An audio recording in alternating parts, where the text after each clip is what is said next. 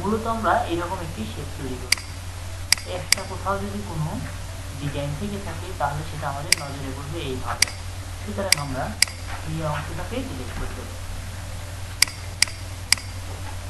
এটা একটি background colour দেওয়া উচিত।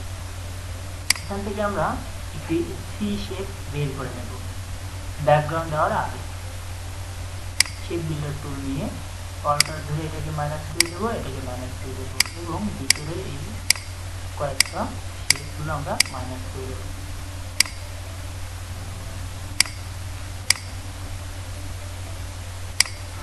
এই মুহূর্তে একটি সি শেপ হয়ে গেছে। এখন এই সি শেপে একটি ব্যাকগ্রাউন্ড দেব।